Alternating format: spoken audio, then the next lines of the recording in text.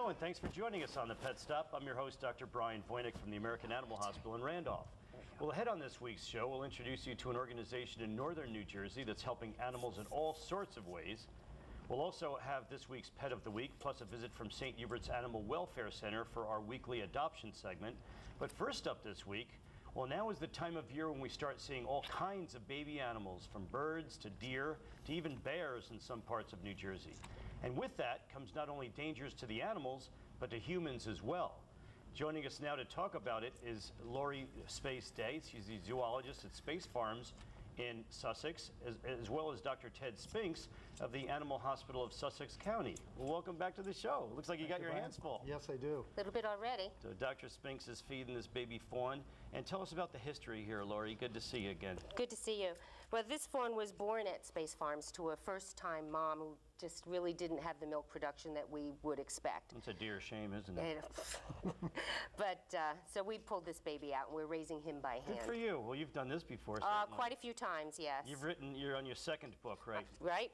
And you were telling me that you've nursed and taken care of over 100 species of animals. 100 different species born and raised at the zoo, some outside animals, and I'm contacted by other zoos for information and technical skills, yeah. Unbelievable. It's neat. Quite a reputation you've got up there between you and your dad. Between my dad and my grandfather. Wow. And my brother Parker what on snakes. Yep. Yes. Yeah, we're contacted regularly by a number of different zoos for general information, rearing information. I'm contacted personally a lot about rearing of infants, the multi-species pediatric babies. That's why your email is Zoo Mama. That's it, yeah. So tell us, we see a lot of these fawns, and what do we do? What's the public out there to do if they see a fawn? It's natural for them to be alone. Explain this for periods of time. Yes, it's totally natural for them to be alone. The mother doe will have a baby and tell it to go sit underneath the bush. And then that baby goes, and is a good baby, sits underneath the bush and waits for the mother doe to come back. Now, the mother will leave the baby for 6, sometimes even 8 hours, and then come back to nurse it. No daycare. No daycare.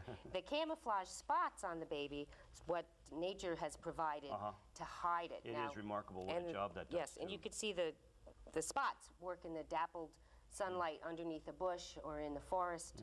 Or, in our adolescence, they're called pimples. Oh, yes, that's probably so. Now, these spots will be gone by fall. When they shed out for their winter coat, they'll lose them. Okay. But it's totally natural for a mother doe to leave her baby. Okay, so how is one to know out there if they've been abandoned, if the mother was hit by a car, and so on? If the mother is legitimately dead, then she will not come back to the baby within 24 to 48 hours. If you see a fawn sitting in the same spot for 24 hours, then you need to call a rehabber. Okay, yes. That's important because we can't just, the public just can't go up and grab these guys and start taking care of them. They should not. There's a law in New Jersey that they have to be licensed rehabilitators. Yeah. And Ted can tell you a little bit about the formula requirements in the What's she drinking there, Dr. Spinks? Basically, the formula is usually goat replacement milk. Oh, okay. And you can purchase that at different feed stores. It's more closely related to the doe's milk than the cow milk. Different fat content? Yes. Different fat content, a little higher protein. Protein, yeah. They do really well on it. You have to be really careful with overfeeding these guys because they'll get diarrhea and things like that, dehydration.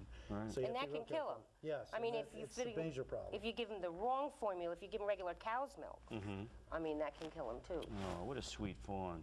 But we have to make sure that we don't domesticate this little creature, huh? Right. Well, this one was born at the zoo, so he'll stay at the zoo. Okay. But the rehabbers work with the fawns in a specific way, so the animals don't get imprinted on humans. And you've been nice enough to send us websites of rehab folks in the state of New Jersey, and that's attached to our News 12. New Jersey Division of Fish and Wildlife. Very good.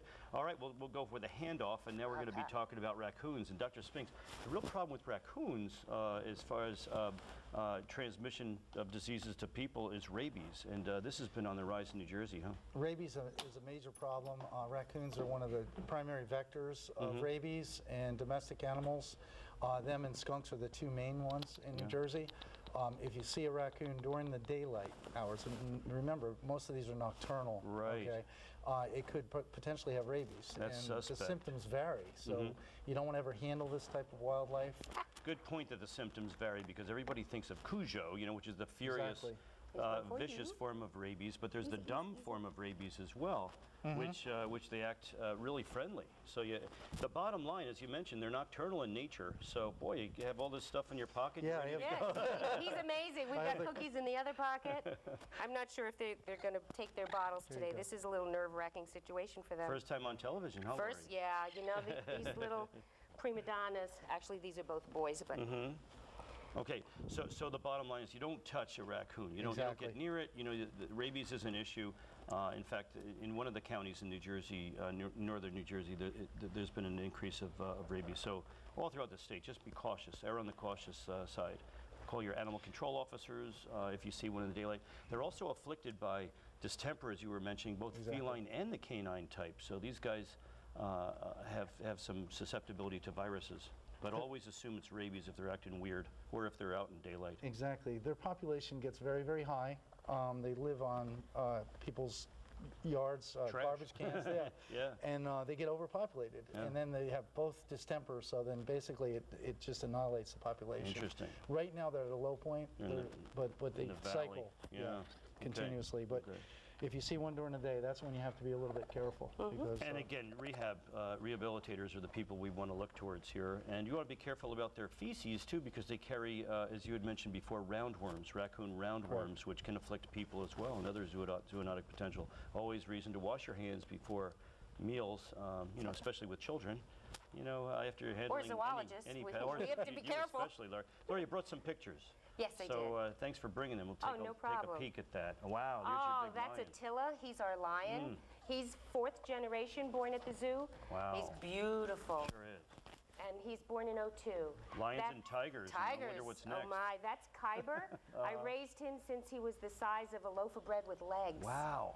He's really fantastic, Handsome. and he's the daddy of the 5 tigers And of that course, you helped lions, with. tigers, and bears follow. Oh my, yes. And we have 3 little bear cubs at the zoo right now. You They have come brown out and black bears there, don't Yes, you? those are the Japanese Hokkaido bears that we have at the zoo.